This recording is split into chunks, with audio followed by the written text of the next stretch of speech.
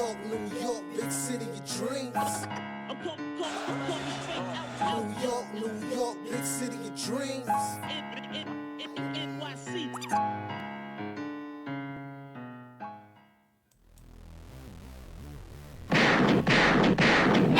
Yep. What's going on? This is Jay Ellis from the Nick of Time Show, here giving you that Knicks talk just in the nick of time. And it's time to talk about a Knicks win because the Knicks beat the 76ers, stopping a 4-game losing skid, 110-96. This is the second time we beat those 76ers in a row. Bojan was our leading scorer with 22 points and 6 of 6 from 3 on the night. Josh Hart actually once scored today, gave you 18 points and 12 rebounds. Just Achua gives you 18 points, 11 rebounds tonight. Dante DiVincenzo gives you 16 points, 2 steals, and 2 blocks. And Jalen Brunson really didn't shoot well today, but gives you 21 points and 12 assists on the night, and some defense too from Jalen Brunson. And even though we were up by 26 points at the half, the 76ers stormed back, cut the lead to 6, scoring 35 points in the third quarter. But the Knicks went small and beat the 76ers. Tiz stopped Tibman. He did his thing. Benched Alec Burks in the fourth quarter. And we end up getting the victory, y'all. So we're going to talk about it. We're going to talk about the good, the bad, the ugly. But it's a lot of good. I saw some Precious getting down. I saw a lot. I saw Josh Hart getting busy. I saw a lot. There was some things to talk about. We're going to talk about it all. Before we do that, I'm going to introduce you to my guys. First and foremost, it's the man, the myth, the legend, the guy with the stats and the facts. Brian G's in the building. Knicks back in the W column, and there were definitely some good things about tonight. So let's go. Let's talk about it. Let's get it. And of course, you already know Latin assassin Lee Escobedo's in the building. What's going on, Lee? Let's go. Yes, Listen, man, yes. I'm known for hot takes, but let me give you 2 names. Precious Achua. I told y'all. Ebony, your apology form is in the mail. Number 2, my main man, Bojan Bogdanovic. I told y'all, we fought on this podcast about whether we should go after him or not. And I said, go get him because we have the dogs to cover up for his defensive miscues. And damn it, we did. And he's balling. Yeah. Bojan be balling. And we got our D1 baller, resident D1 baller, Ebony in the building. What's going on? Chilling, loving this team. Glad to be back. The break is needed for some guys, as we see. We'll talk about that. And I already said sorry to Precious a long time ago. Games ago. He said, I wanted to write ago. And then he said, I'm going to send it to Jay Ellis for Bojan. I'm going to send that next. No, it ain't for Bojan. Bojan cool. I ain't say nothing. I just said, call it like he is. He ain't much of a defender. But I saw him today. My thing was Burks. I really didn't care for him, Burks. And I still really don't, to be honest, about why we got him. I thought it was hustling backwards. And I was having bad flashbacks of point guard Burks. But we're not going to talk about that. We got to win. So I don't want to think about that. We snapped our 5-game winning streak, and I'm just excited that we're back. So let's get it. Yeah, let's get it. I'm gonna just talk about the process, and because listen, we came out the gate guns a blazing, and we looked well rested. We looked like we needed the break. I like the way we're moving the ball. We had 16 assists at halftime. Jalen Brunson. He seemed like he's passing the ball a lot more lately. Usually when he gets into the paint area, he'll do a pivot and he'll do a secondary move. Once he gets to that secondary move, third move, he usually shoots it. He's been faking it and kicking it out, and it's led to a lot of assists today.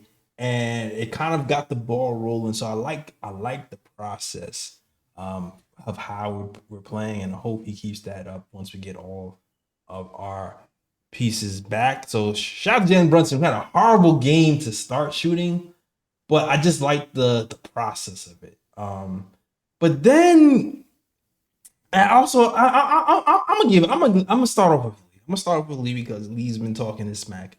And Bojan, that second quarter when Bojan lit it up, I was like, oh my God, he was on fire. I was like, is he gonna break the Knicks 3-point record today? It's like week 2, like he was going crazy. He pretty much carried the offense in that second quarter. So Lee, I want to get your thoughts on the game and Bojan's game, and You can talk about Jalen Brunson if you want to as well, or anything you just saw today. On my way home from work, I was thinking about this, and Bojan is the only other player besides Randall and Brunson that's to me can be a 5-level store. I think of the 5 guys we picked up this season, Devo, Bojan, Burks, Precious, and OG. I think Bojan might end up being most important in a playoff time. Now, obviously, defense wins championships. I understand that, and I agree with that sentiment. But the way that Bojan can score and how he can bail us out in broken play scenarios or as a desperation corner shooter is going to be pivotal in huge playoff games. And what I love about Bojan, why I advocate for him to begin with, is that his experience in the postseason outmatches everyone else on the roster. He's been in the playoffs more than any other player on this team, and his playoff scoring and shooting efficiency never drops off. He always at least matches in the postseason what he did in the regular season. And he's been a 20-point per game player for a while now with many different teams. Almost every team he's played with, he's been a 20-point per game player. He can play in any system with anyone around him. And right now he's playing with athletes and defensive-minded guys under a culture setter and a table setter like Tom Thibodeau. And man, in the playoffs as a third option, it's like, how do you stop this team when we're fully healthy? You got Bojan in one corner, OG in the other, and all of us operating space for Randall on the block and Brunson on the perimeter. It's going to be dangerous. I think what he adds is going to be pivotal. I think we're going to have playoff series where he might be the third or second best player in a single series. And there's going to be games that he can win us on his own because his bat is so deep and he can score it in a variety of ways. That corner 3 that he hit, I think it was in the beginning of the 4th quarter. I hadn't seen a Knick hit a shot like that since Carmelo. Like just someone who can just pull up off the dribble and drill a 3 and a defender's the defender's right in space. That's a luxury to have him. And not only do we have him, but we have him at a good deal and have him an opportunity to use him as a trade block to upgrade us even further. Brilliant chess move by Leon Rose, who should be a Zettel of the year. Hey, don't disrespect Devo like that. Devo's been hitting threes all day, just like that now. Just like I mean, Bojan is a lot taller. So I understand exactly what you're saying. I don't discount anything you said. But I think why I'm excited because we got multiple of those type of 3-point guys. And today, they were trying to get the ball out of Brunson's hands a lot. And they were overloading him, owing him, doubling teaming him. And all that did was get Bojan wide open looks. And I was like, oh, double, swing, open 3. And we had Bojan on one end and Devo on the other. Devo was kind of off today, but Bojan he took us home in that second quarter. I thought the game was over in the second quarter because it was great. It was absolutely amazing. But great points, Lee, about the playoffs. And hopefully we get there healthy and we get to see our full teaming potential. I don't know if anybody else wants to jump in and add to the game and what you saw. Who feels the spirit? I'll go. The Knicks started off the game really well. I like the fact that they were getting out of transition, getting easy buckets to start the game out. And that what helped them to propel themselves into the lead in the first quarter. And the second quarter, Bojan Bogdanovic just went off and was knocking in threes left and right and showing what he can do, on the offensive side of the ball. And it definitely played well in the second quarter. Also, what I liked about him as well is the fact that he can score at different levels because there was one play in the second quarter where Philly went into a zone, and a lot of times they tell you, when teams go into a zone, besides passing the ball to beat the zone, that middle area of the zone is where, you can often break the zone as well because that middle area is open. And my guy just camped out in the middle. They passed the ball to the middle. My guy just turned around, just shot the ball, that mid-range jumper, and knocked it in. So he's definitely going to be a weapon that the Knicks can use going forward, especially in playoff time. Third quarter, you have to give Philly their credit. Yeah. They clamped down on defense, and they made it really difficult for the Knicks in the third quarter and cut the lead down to 6. But there was a lot of big plays made that, even though Brunson wasn't really feeling it tonight, he was playing bad on the offense side of the ball, but he couldn't really not get any shots. But the fact that you had Devo step, I think Devo hit like 2 big threes. Mm-hmm. Fourth quarter, Josh Hart hit a big 3 as well straight away. And then on top of that, that big steal that Brunson had to try to seal the game where he passed off to McBride for the dunk was good as well. And the fact that, the fact that Brunson wasn't really playing well offensively, but he still found his teammates. I think he had like what, yeah, he 12 had 12 assists. assists tonight, which is Mm-hmm. crazy. And the fact that, he was also playing defense and got that big steal also worked out as well. And I liked the fact that because usually we criticize Tibbs for being stagnant, where he or just being like not creative enough with his rotations. Like, Yeah. he has set rotations and he plays set players together and things of that nature. But tonight he actually tried some different lineups, Yeah. which I definitely liked. I thought one lineup that was very interesting, but I can't really see him going forward with that lineup. But it was very interesting to see was I think when he had Sims, Precious, Bogdanovic, and I forgot who the two guards were. Was it Burks out there too? Or was it Brunson? But yeah, like the starting front court with Sims, Bogdanovic, and Precious, I thought that was pretty interesting for a lineup. And also at the end of the game, I have to give Tibbs his props because he saw Philadelphia go small and he counted out with going small as well and kept McBride out there and put Burks on the bench, which I thought, was crucial because Burks wasn't playing well and he put McBride out there and McBride was crucial to the Knicks, increasing Yeah. the lead again in the fourth quarter and getting over the line, especially on the defensive side of the ball. So overall, it was just a well-coached game by Tibbs and you have to give him his props. Yeah. I always felt like Burke struggled with speedy guards in particular. I feel like those in particular always cook him. But yeah, definitely kudos to Tibbs, who went small. McBride, I feel like he's a good matchup for Maxey in general. Like, okay, this is the time where we have a small guy and a small guy. He can match his intensity, and he pretty much shut him down because Maxey was getting to the hole at will for the whole third quarter. Um, and it was a team defense. Even Brunson's defense today was great. Devo's defense today was great. Like Devo sent Maxey shots out of bounds. I was like, yes, statement block. I was like, I don't usually be like, oh no, keep the ball in bounds. Like, nah, I like the fact that he smacked the air out the ball and was like, yeah, try that shooter. Like, I like that. My man was pissed off because Max was beating him off the dribble all night. So my man was pissed off. Yeah, take it out on the ball. Take it out defensively. I liked all of it. What you got to say, Evan? I already know you happy because your boy Josh Hart played today. I know you happy. I've been calling this all season though. Mm-hmm. I said after the break you're gonna see a difference in Josh Hart. He bit off more than he could chew this year. I truly believe that.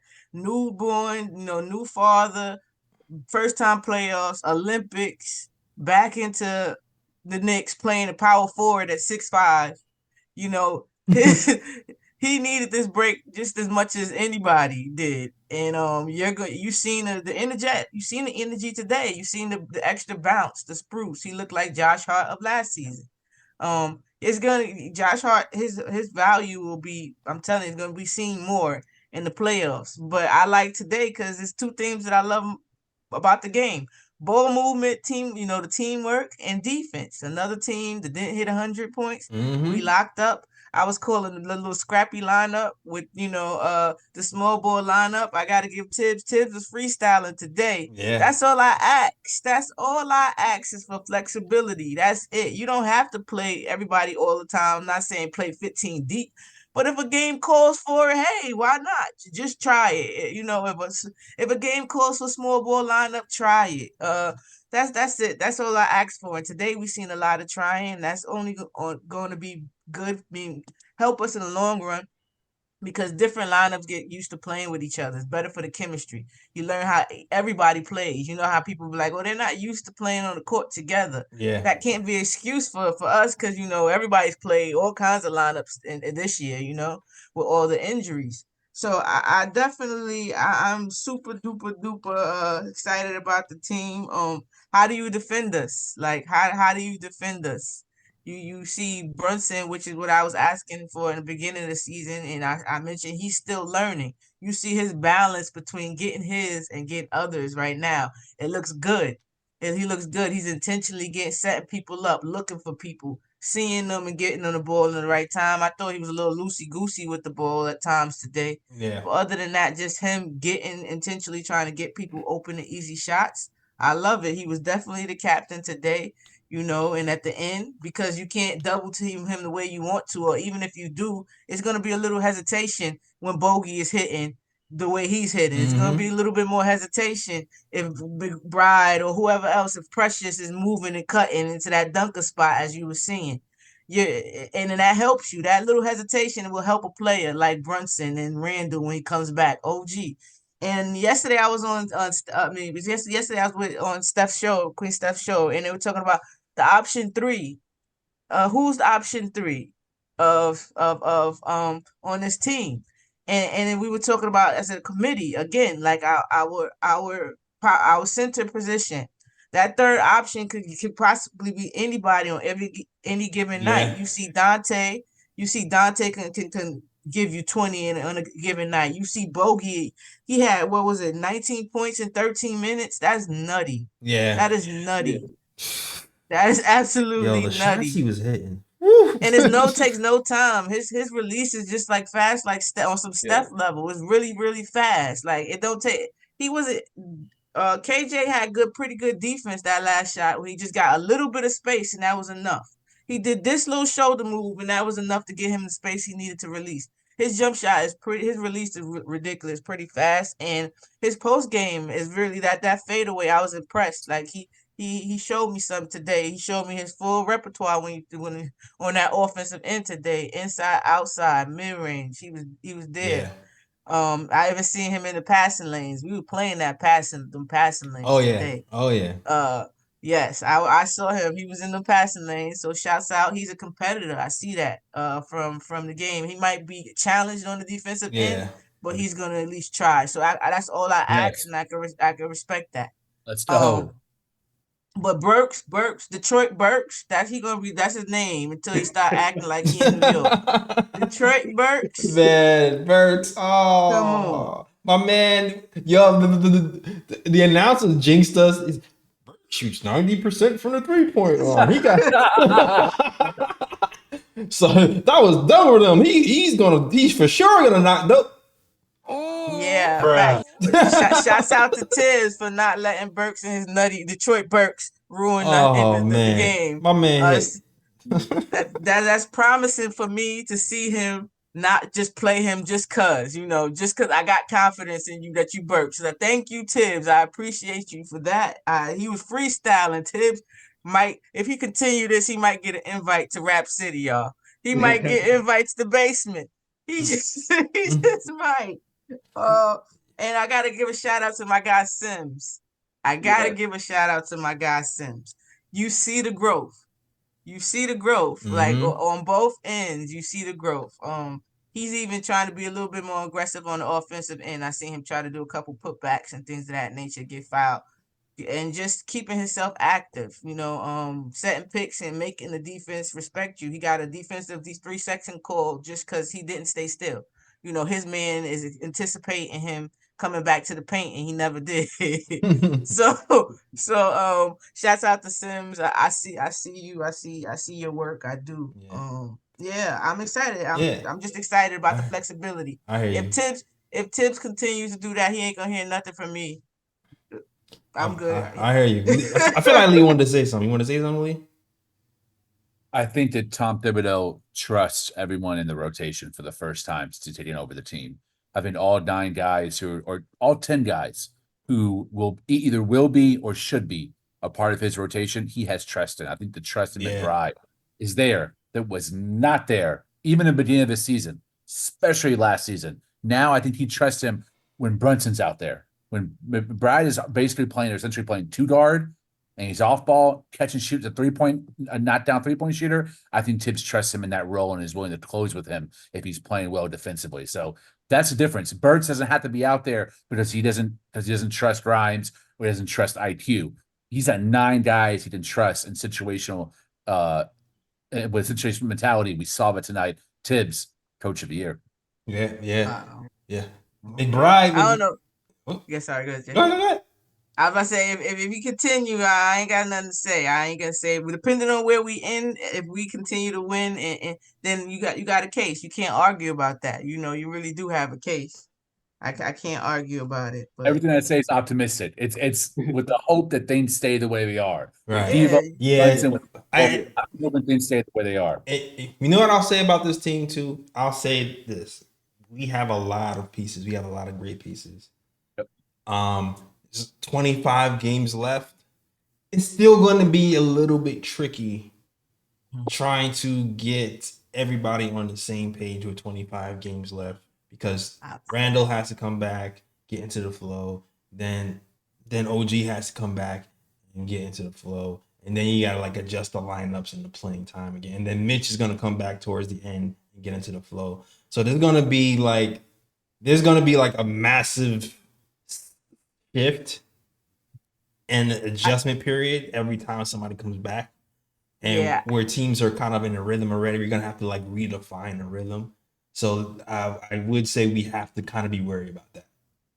I'm gonna be optimistic about this because if we play like this style of ball, I think that we can ease those people in because other people are taking a big leap or used to helping out. You understand? So if Randall does have to go into a minutes restriction or whatever it is, they'll hit him on a couple of screens, maybe pick and rolls or Brunson off a double or the way they're moving the ball. He slips the screen and now he has easy buckets to help him get into the flow of things and things of that nature. So it's not so much pressure. This team takes pressure off of everybody, like including Brunson. Brunson can have 9 points and we can still be up by 26 points.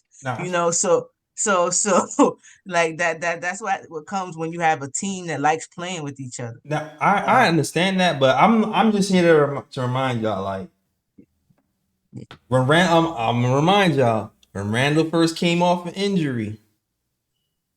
Yeah, he stunk for like he was also shooting a lot of 3-pointers too, but he wasn't hitting no shots. And then he went bully ball after that Milwaukee game. I hear you, but I'm telling you, Randall is a rhythm player.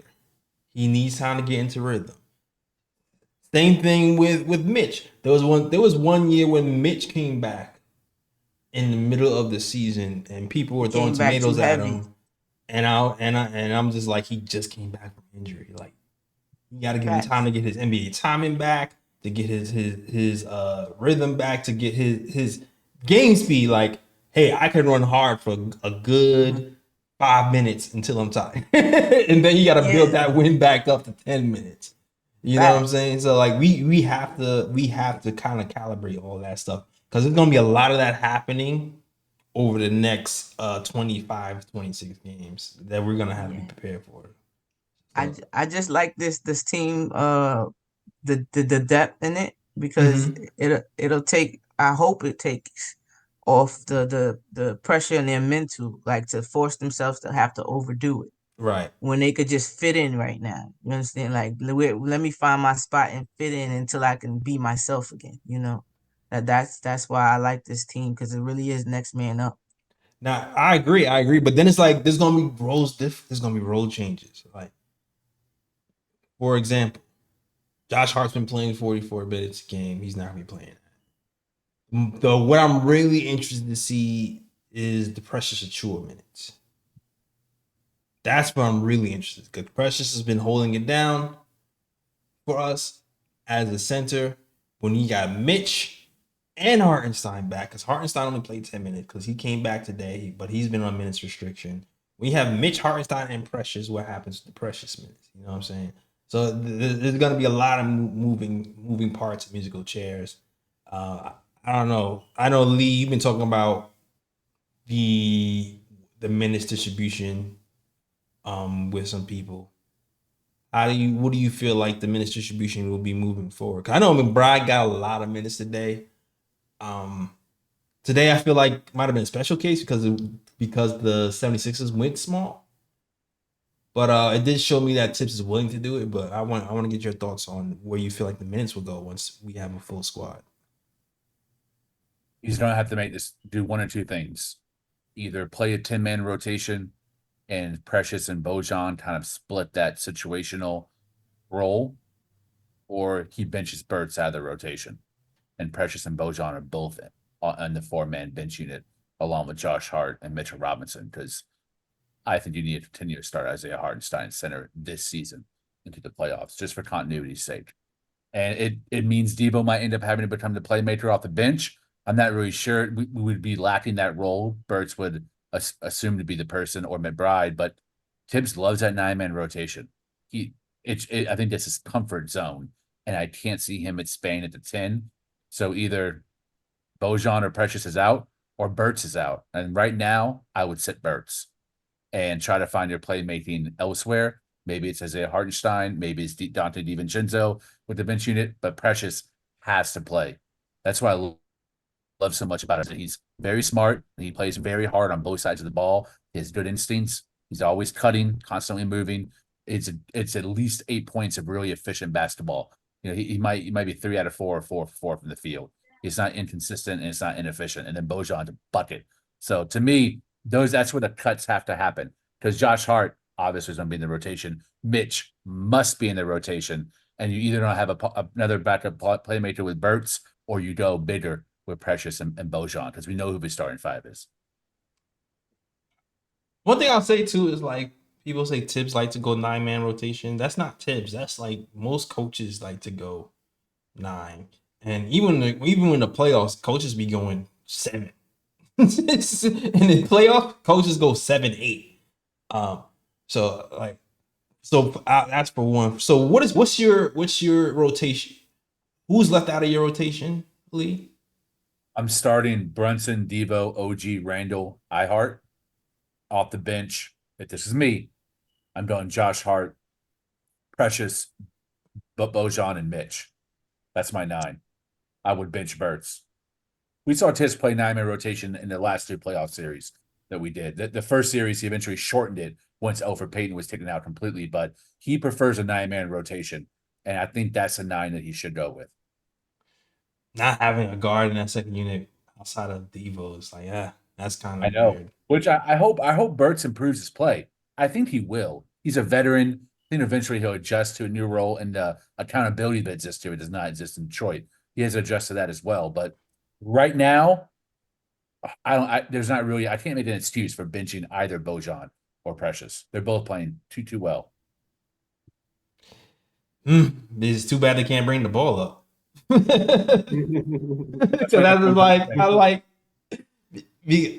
It's funny because it's always this thing where you're just sacrificing shooting for defense, and I hate that we're always in that position, in that predicament where we're like, oh, we don't need shooting, we'll just have a bunch of defenders on there, and then like Brunson and those guys are like kind of struggling because you don't have space. But on the other hand, it's like, all right, I gotta play defense and y'all gotta move the ball. So I get it, but I'm thinking Burks is going to get better as time goes on. That's the way I see it. I don't know if you guys feel any way about that. Okay. But do you want to go, Ebony? No, go ahead, Ryan. You go. I'll say this. Well, first and foremost, what I wanted to say earlier was that I think the one thing that Knicks fans are probably overlooking at the moment is the fact that you have guys where they might be out of the rotation once everybody gets back healthy and Thibs gets that 9-man rotation in place.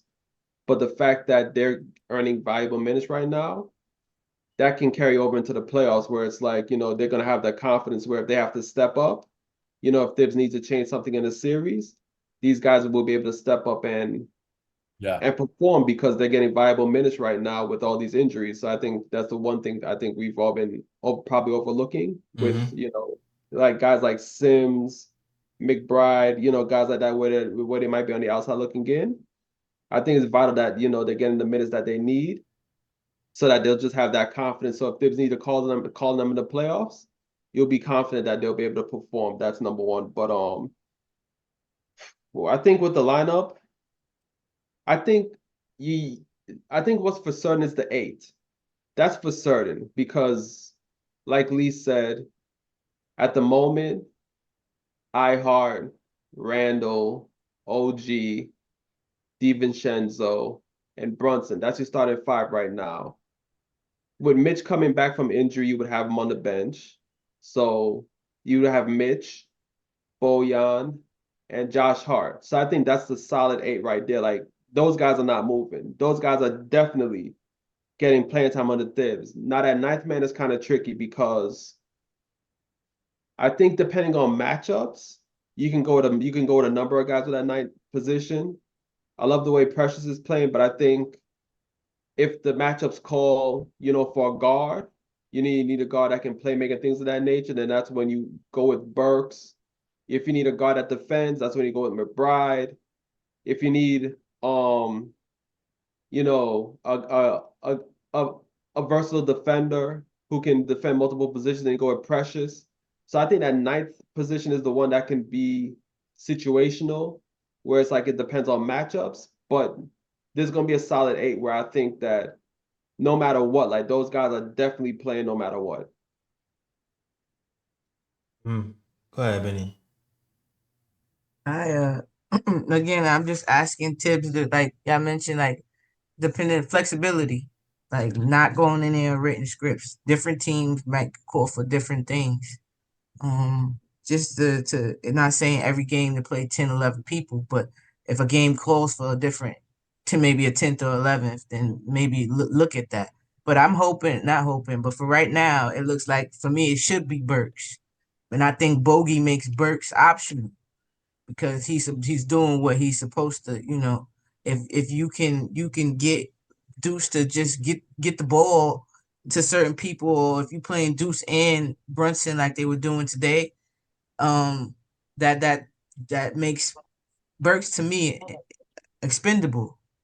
Um, I like, and you need McBride's defense. Especially if you're going to go small, you need somebody to keep the person in front of them. You can't have them having a bunch of attempts at the rim because we don't have the rim presence if you're going small.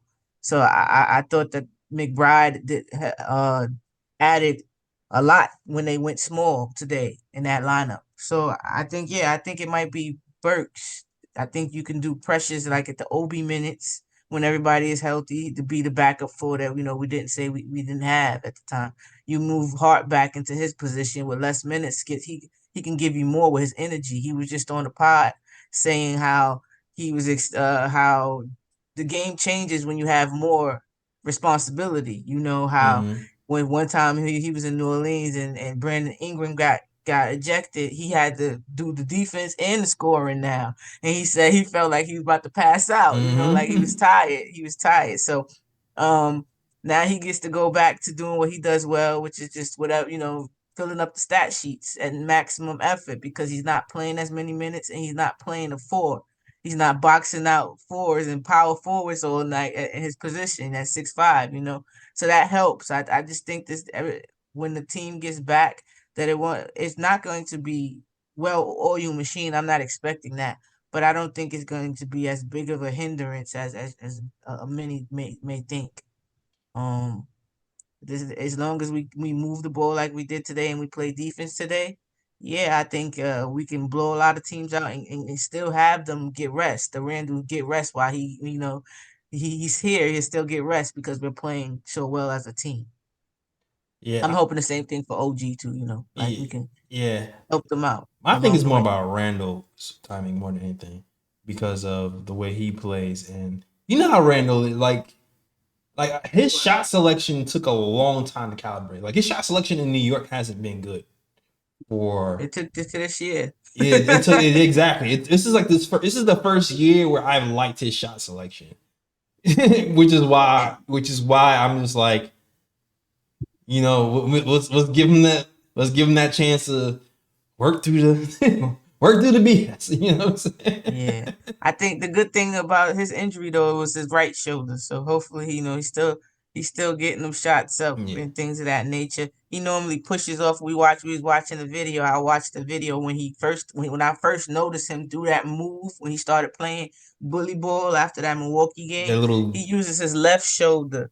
So I'm to get his space. So maybe that he can Okay, lay okay. off on this side.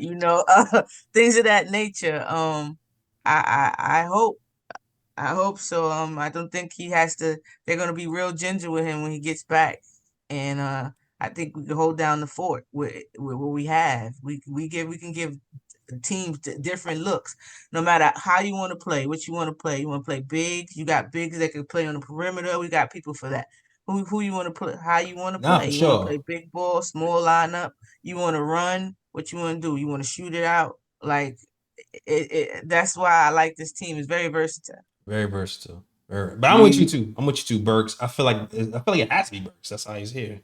And then if it doesn't work, but I feel like Bojan. I feel like it should be Bojan / Burks off the bench running because Yeah. Bojan is the most versatile offensively. Like cleaning the glass stats. You look at them 3-level scoring, 3-point mid range at the rim. He can do that for you. So I feel like you have your biggest threat. You have your biggest threat be the guy who who can run a lot of offense for you. That's what I'm thinking. That Berg is good on those corner threes. Have him feed off of that, and then do his little 3-point shot off the pick at the top of the key every now and again because I like to do and keep it moving. That's how I see it. Yes, we got another great, as I call it, a great emergency exit. We have another great bailout option in Bogey. Like we have the some of the best bailout options you can ask for. So Yeah, that helps. That definitely helps. And then I know you mentioned about somebody mentioned about playoffs and some teams don't play that many players, but a lot of teams I don't necessarily know if they had the type of talent that we have, would that still be a conversation? Because a lot of these teams do that because they don't have such deep rosters. They have to cut down their rotations. But when you see certain teams like the Spoelstra's team, who he'll try anybody, do you understand? I'm gonna get something out of somebody. yeah. Go. And you see that you kind of see that with Denver too. I'm gonna try somebody. I'm gonna get something out of somebody. Mm-hmm. And you can get results like that. You see Memphis, they recognize they have a diamond, a gem, a diamond in the rough with Gigi Jackson. When injuries happen, you get to see what you have in your back pocket, and that can help you in the long run too, if you let it. Ali want to say We something. Go ahead. we need. Ebony's been saying this. And I 100% agree. We need Thibodeau to freestyle in the playoffs. I think he will. I think he's going to. And I think because he does, we're going to win the championship because no team can game plan for a fully healthy Knicks squad. There's no tape yet of this team fully healthy. There's no reference point. You can't go back and check anything. You can't steam for it. You can't game plan for it because we haven't been fully healthy. You haven't seen the 9-man rotation at full power. And once that 9-man rotation smacks another team in the mouth, it's going to be one of those oh shit moments because when those 4 guys come off the bench and now you're seeing Precious, you're seeing Bojan, you're seeing a healthy rested Josh Hart playing his natural position of a 2, and you just got smacked by DiVincenzo, Brunson, Randall, Hart, OG. That is the deepest 9-man I have seen make a playoff run in the East in a very, very long time. And all of our guys are very skilled. They're vets. The kids are gone. The scared shooting is gone. No one in this 9-man rotation is scared to shoot. Certainly not Bojan. That dude is aggressive. He looks for his shot. He wants the bucket and he wants the big moment. We're going to be very terrifying going to the playoffs when we're fully healthy. And man, if Tibbs can freestyle and every now and then pop in Deuce McBride for a corner 3 or pop in Precious to lock down 3 positions and play alongside OG, Mitch, Hart, and McBride, 5 guys on the court, that's straight prison. Like, don't drop the soap. You're getting locked up. Like that. I thought I was gonna have to. Yeah, I thought I was gonna have to retire this, but we was locking up today. Gonna be in jail. Gonna be in prison. Yeah, locked up. You don't let me. That's for sure. Yeah, we can definitely do offense, defense.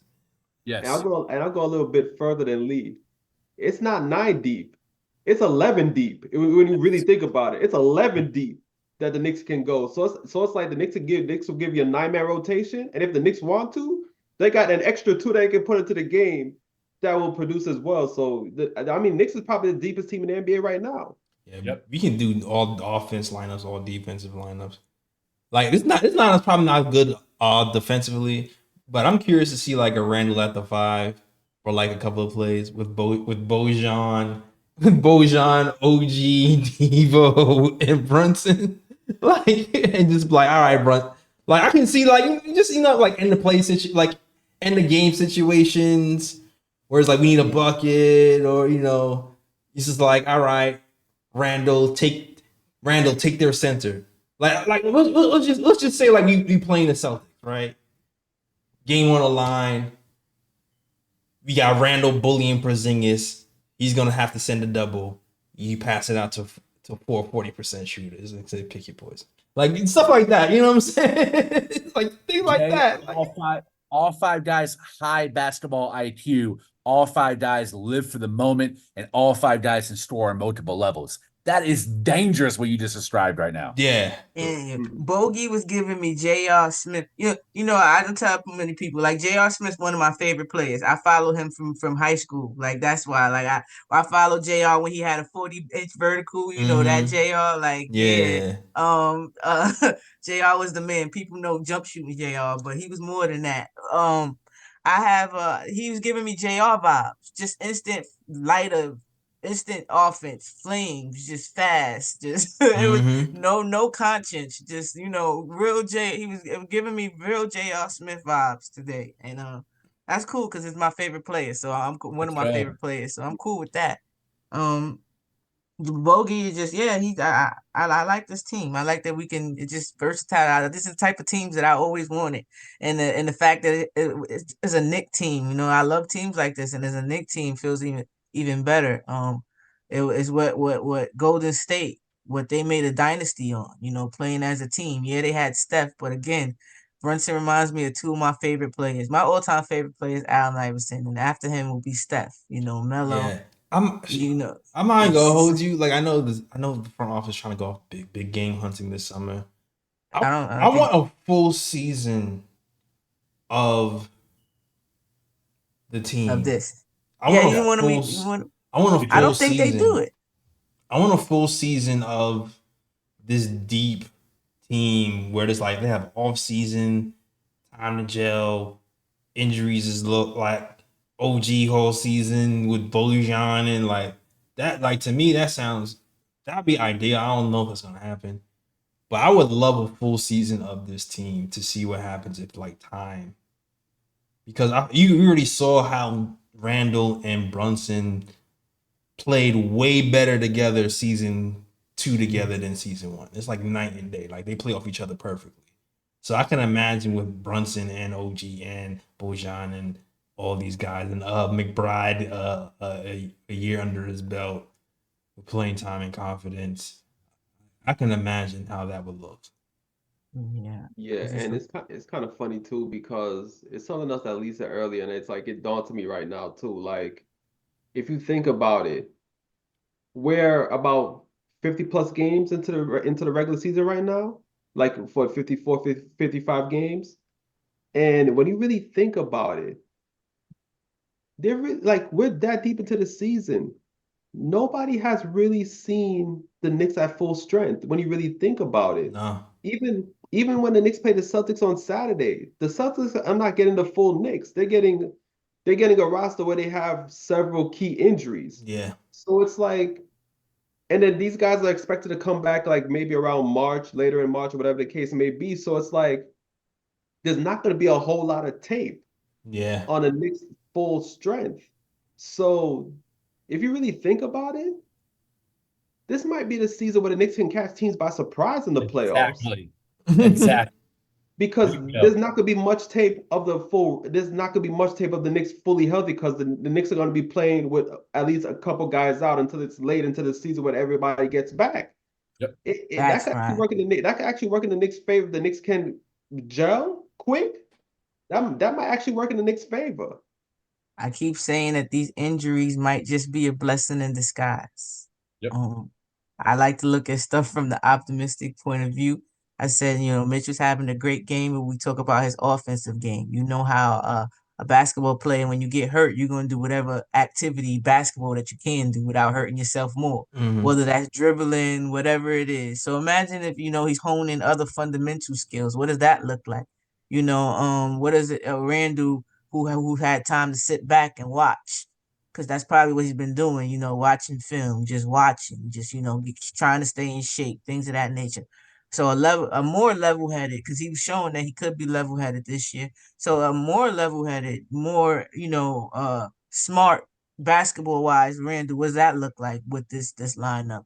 So I'm just gonna look at it as a blessing in disguise, and just that our guys, needed to get a couple of more skills together. And this gave them the opportunity to do it. I'm excited to see them full. I can't wait. I really can't. I really believe it's about to be locked up. They won't let me out. So, Let's I see. really think it. And with Brunson, another thing I'm gonna keep talking about the ball movement. In the beginning of the season, you've seen the struggle of him and trying to realize when to take over the game, when to try to get others involved, things of that nature. You've seen more of a battle within himself, and then as the season going by, you see him getting better with that. So what does that look like with the pieces back together again? And when what was I forgot what I was about to say. Darn it, my memory shot. Reset plan. Reset Yeah, plan. it's my Yeah. memory shot. Yeah, but It was something about your question though. yeah. But salute to the KLT fam. You got something to say, Cecily? Yeah, I was gonna say I think Leon watched the Mavs when Luka was out and Jalen was leading that team, and he's kind of built since Randall's went down. He's built his team very similar. Guys that are very high percentage shooters in the corners and guys that are lob threats. Bringing in Hart, Mitch, Precious, OG, right? That's the type of spacing and skill sets that Dallas had when Luka set. It was Brunson's head of a snake and a bunch of complementary role players around him, and he thrived. Now these role players are way better than those bums that were on that Dallas team. These guys are ballers. I mean, they're hoopers. Bojan, he is a Croatian Nah, he's a hooper. This hooper. guy is a baller. Debo is a baller. He's a Like he's hooper. got way higher talent. And Man. once you add Randall into the equation, championship, y'all. I'm telling you, we'll be outside. I'm mad OG got hurt the time he got hurt, yo. Because he was like I was calling him little baby Kawhi for a second, the way he was kind of creating up the mid range and finishing. I was like, oh man, I really want to see how he looked with more ball, with more pressure on him to create. But when he comes back, he's not gonna have any pressure.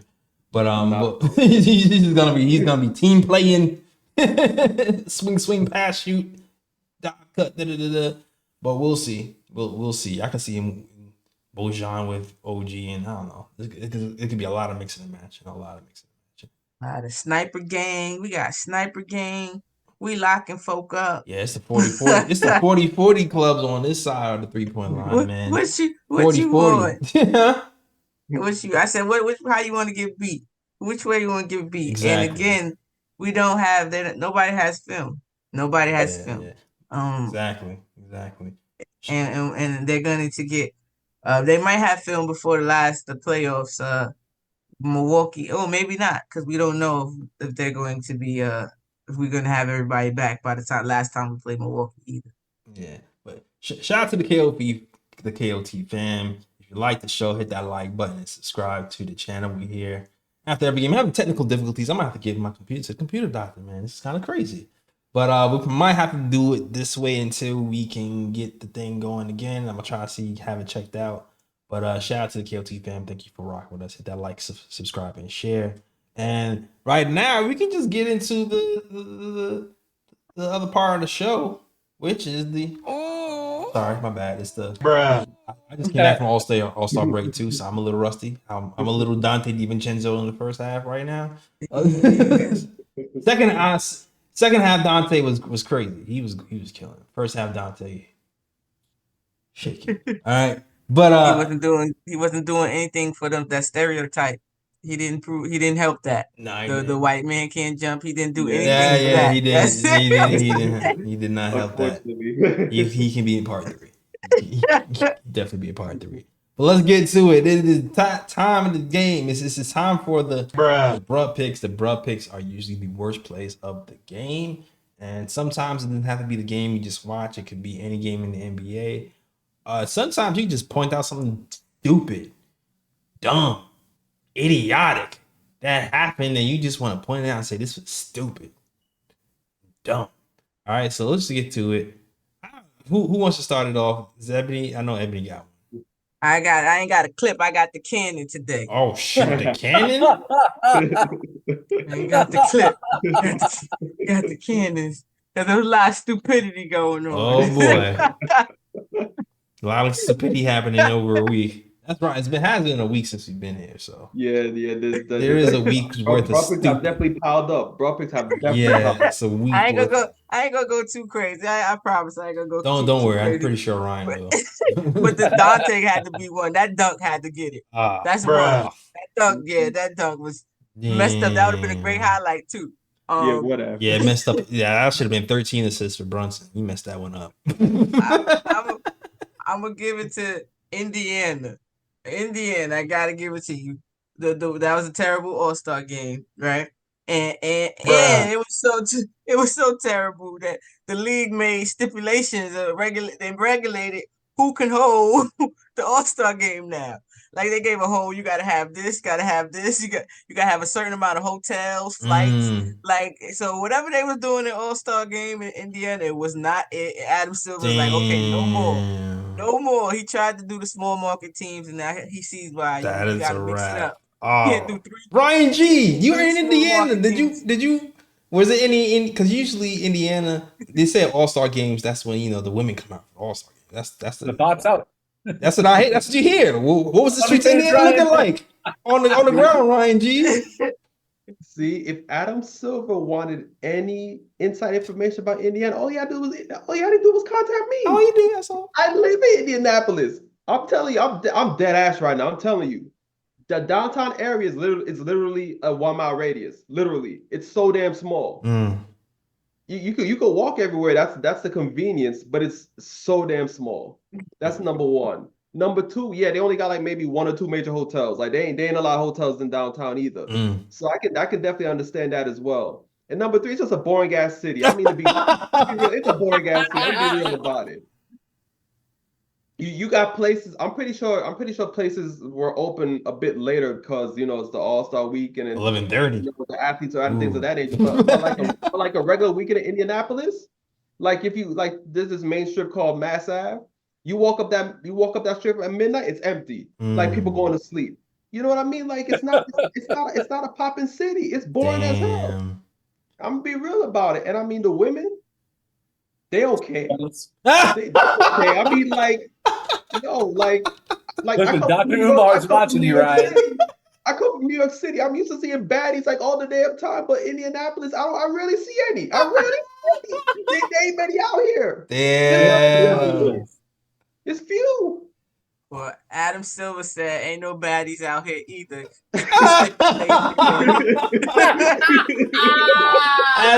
Adam was like, the baddie count is low. We never could be back. My man start adding. If you ain't got 1,000 hotels, facts or a baddie, man. I'm sorry, go ahead, Jay. Nah, I was just saying, I wish Jaylen Brown would have jumped over a baddie instead of Kai Cenat. That's what I'm saying. The only dude, he was there. He on my bruh pick. Because the only dude that got booed and still made a dunk contest. I ain't never remember somebody getting booed. Like the fans is telling you this is terrible, and the NBA is like, oh, he's in the finals. Oh my! That was just a whole. It was a whole clown show. It was a whole clown show. The OnlyFans girls came to Indiana and was like, there's nowhere for me to stay. There's no hotel. OnlyFans thoughts in one room. Exactly. My man Adam Silver said 20 international flights. If you don't have at least 20 international flights, he gets specific on y'all. I don't know what Indiana did, but he was like, never again. Never again. But that's his fault too. You got to switch it up. You can't go 3. Was it like 3 small cities in a row? Come on, you got to switch it up. Yeah.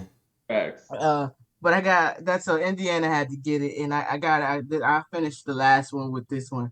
I ain't gonna do too much going because I could go all in on that All-Star game. We're gonna go Kenny, the Jets. I already knew that was coming. I'm taking your New York card, bro. I'm taking it. Don't claim New York no more. You from wherever you stay now. Indiana. Don't claim New York. Don't claim New York no more, okay? Don't do it. Don't do it. First of all, you talk about my team crazy. You talk about my star player crazy. Then you're gonna talk about my other star player on my other team crazy. Yo, just don't talk no more. Who's your other star player on your other team? Just so the people Liv- know. I know who you talking about, but just so the people. Sabrina. Yeah. Sabrina. He ruined a great moment talking nonsense. I don't know. And then double down on his wrong and strong. Said that she should have shot at the women's line, and she should have shot with is an advantage because she's shooting with the ladies' ball, and that's because she's not used to practicing. Like, at least if you knew this event was going to happen, it takes you 5 to 10 minutes, 15 minutes to look up some Sabrina highlights to see that she legit shoots from this range when she's in season. Like, she barely shoots from the women's 3-point line. You get what I'm saying? Saying that, so he was trying to say that it's an advantage for Steph and downplay Sabrina and all this other stuff. Wait, you think Kenny Smith Anyway, does talking about research and Barbie watches dolls games? on there. What happened? What you said, Jay? You think Kenny Smith does research and watches games? He didn't No, even I know. know that. He didn't even That know Jalen whole- Brunson that whole was the panel. second. That whole panel does not. They just go off of hearsay. I see, Yeah. unless they're really watching the game at that time. But you could tell, like, even Shaq, like, who was kind of on our trail. I thought he was watching the Knicks, but then he backtrailed and said something crazy about Brunson not too long ago himself. Yeah, So, like, they're not watching these games, and I've been saying that. But being into the content creator, like, as much as we watch the Knicks and we're in detail with the Knicks, how can they do that when they have to do it for everybody? Yeah, So I don't know expect them to watch. they're giving every us game. bare minimum. Right. Like, I can't trust that. I don't expect them to watch every single NBA game. Mm-hmm. But I get hard on Stephen A. and Kenny in particular because Stephen A. claims to be a Knicks fan. So if you claim to be a Knicks fan, you should know Isaiah Hartenstein's name.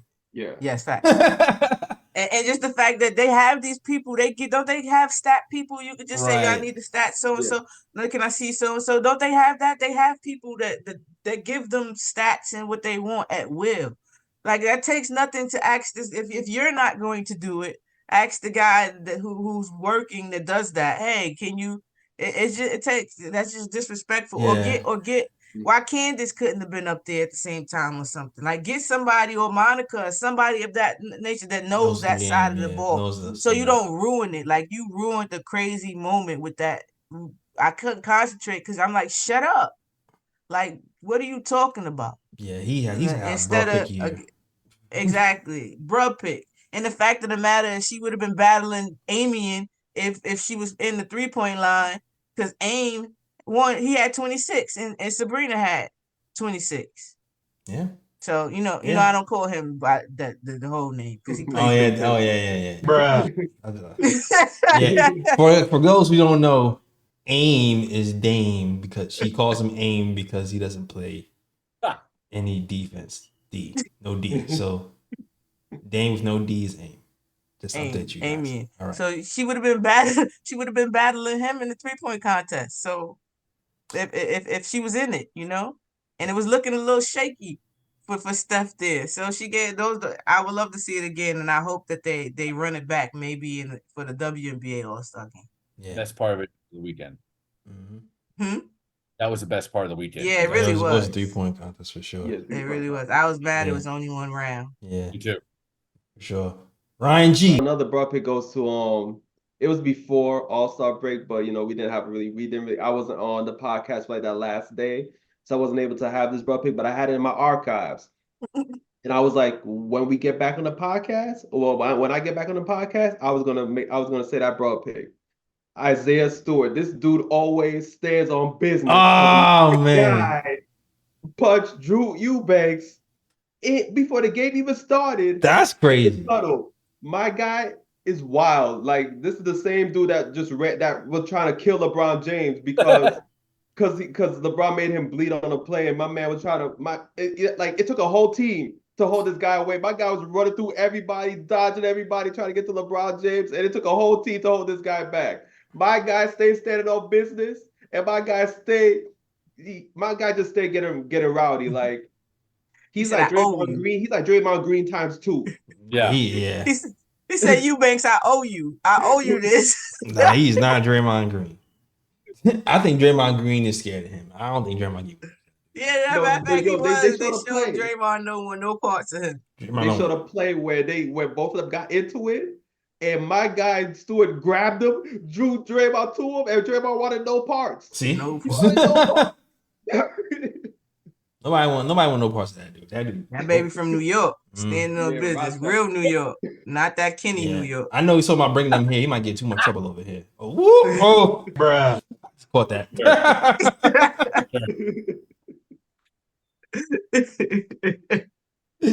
Oh man. From Albany. Anyway. Any more bro picks? Yeah. You know, I gotta mention my Dallas Maverick, former Dallas Maverick, Jalen Brunson on the All the Smoke podcast. Steven Jackson, one of my favorite players of all time, favorite people of all time.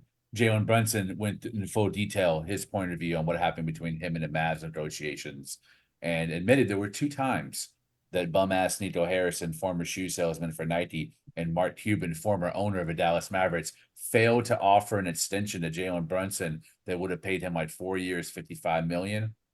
Wow. I mean, he's already on the best contract in the NBA. That would have been a best contract maybe in NBA history if he did on that deal. Now, would he have reached the same ceiling that he reached with us? No. Probably not. But he would have been efficient, and he probably would have been 22, 23 points a game, because that evolution was impossible to ignore and impossible to stop. So whether he's playing against Luka or not, he was going to ascend in his own way, just not to the level he is here in New York. So to hear him embarrass Dallas, embarrass Cuban, embarrass Nico, and every boat shoe wearing bum that I argue with on a daily basis in real life, in coffee shops, and all the bougie places I go, and on Twitter, man, that L is for you. Hold that close to your chest. Second bum is for me. Spending my time last year holding this sign that said "Fire Tom Thibodeau." I think it's one of the few times on this show that I've been a little knee jerk and let my emotions get the best of me. I fed up, man. You know, I wasn't like y'all. I didn't see 9-9. I didn't see Sprewell, LJ, Houston. The Houston I know never suited up because he was injured all the time. He had the highest paid contract in the NBA. I didn't know any of those good times. I only knew bad. And Tibbs, I thought we had the roster where when we lost games, we shouldn't have lost games because Tibbs lost it because he wasn't willing to freestyle. And it frustrated me and it pissed me off. And a lot of my anger came from seeing the same thing over and over again. What Ebony talks about, what I still mention sometimes, what you and Ryan mentioned, is when Tibbs be tibbing. It can be really, really frustrating as a Knicks fan. But I should have contextualized the moment, that it was bigger than that moment and there was more to be had and more for him to evolve, and give him the right players and you'll probably see different results. Yeah. And we've seen got rid of Obi and RJ and IQ, and you replace them with OG and Precious and Bojan. It's a different story. These guys are playing for Tibbs and they're playing for the team, and I love it. And I regret to an extent how hard I went on the fire Tibbs, because he's changed my mind. Once he won the playoffs against Cleveland, that was a great coach series. 5 games. We embarrassed that franchise, and then gave Miami a great tough 6-game series. So my brother picked is me, fully admitting that L. I have no doubt that Tibbs will not underachieve in the playoffs. We will, minimum, East Conference Finals and ceiling his championship. That's what I think is going to happen. And then my last one is a who pick or whose man is this? I don't know where this one falls. I watched a really beautiful segment this weekend, moderated by Reggie Miller, between Larry Bird and Isaiah Thomas, about Indiana State and the history of basketball in Indiana. Those are 3 Indiana legends. Zeke won a championship with Bobby Knight in Indiana. Reggie, of course, with the Pacers. Larry Bird being from French Lick, Indiana, and also an executive with the Pacers and coached the Pacers in the finals against the Lakers. And it was a great conversation. And I'm glad that Reggie was there, because I think it gave Isaiah Thomas the comfort and confidence to speak his mind and stand on business. I've always hated Isaiah Thomas as an executive for the Knicks, but he happens to be one of my top 5 favorite players of all time and my favorite point guard of all time. The man has some of the biggest heart. There's very few NBA players that had more heart than him and played more injured than him and was a better leader than him with his team. And I loved seeing him tell Larry Bird that he made a mistake in firing him for Rick Carlisle, and telling him, you told me then it wasn't because I was bad at my job. You just liked Rick more. And I think that was and Larry confessed to it. Those are 2 all-time greats. I'm not trying to dog on Larry Bird, but it made me see Isaiah in a different light. And I liked the combination of humility, but also the bravado to say, if you hadn't fired me and I would have been the coach and Malice in the Palace would never happen because we would have been in Detroit and those fans would have seen me and give me the same respect that I gave them when giving them 2 championships, and that fight would never broken out between the fans and the Indiana Pacers. And I believe Isaiah Thomas in that. Now, Isaiah Thomas, general manager, executive, and coach of New York Knicks, my least favorite bum of all time. Bruh. But Isaiah Thomas, the man, I'm beginning to have love for him. So that was a great moment. All right. The Uber is what we like to call I got it. another. Okay. You got another one too? I got one more bro pick.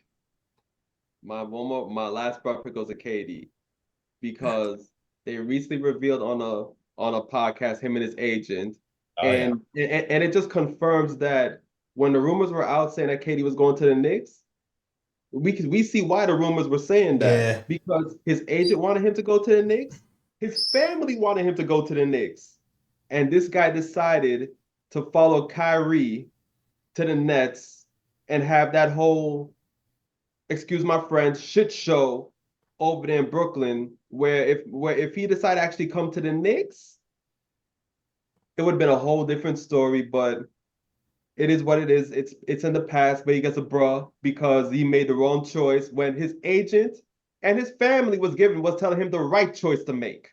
Bruh. Don't you wish you came to New York, KD? Don't you wish you came to Don't you wish you was coming to the Knicks? Don't you wish you was coming to the Knicks? Okay. That was funny. That was a good one. My bruh pick again, because she like being bruh picks. I try not to. I like you. I already know you going. I love you as a player. You gonna make me do it. Bruh. I gotta make a shirt because she wanna make shirts. We can have a shirt battle. Shirt off. We got to have a shirt off. I could make shirts too. Like, come on, Candace. I don't want to do it. Candace, I feel like She I'm earned disrespecting the She legend. earned But it. again, accolades don't make you less wrong. And you gonna wear a Reggie Miller shirt with the choking symbol. Like, we ain't beat them that series. First of all, no. Like what's it? FYB J May say? No. Do your homework on that series. Bruh. Do your homework. She didn't watch that series either, all right? Just like she didn't watch Knicks Miami. She didn't watch that series either.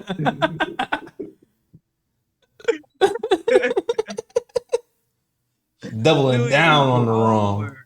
When trolling Knicks fans go wrong. Oh, man. Nah, leave us alone. I just think now she just doing it for attention. That's it. I ain't giving you no more. Man, I'm lying. I'm making a t-shirt. Oh, man. All right. You think we got all our bras out of the system for a week's worth of bras out the system. All right. Shout out to you guys. All right. Thank you guys for watching this show. If you like the show, hit that like and subscribe. We're here after every game talking Knicks basketball, so definitely tune in as KOT talks Knicks. All right.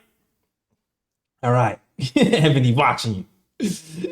Ebony, let us know where we can find you, Ebony. First, I gotta go off mute. You can find me every post game on Twitter, X, and Mad Knick Fan. Also on Twitter, I run the pregame space, so you can catch me there before every game when Twitter lets me be great. Because today we had a lot of technical difficulties.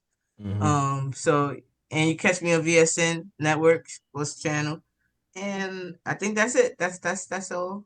All right. Pretty much. Lee, let them know they can find you, sir.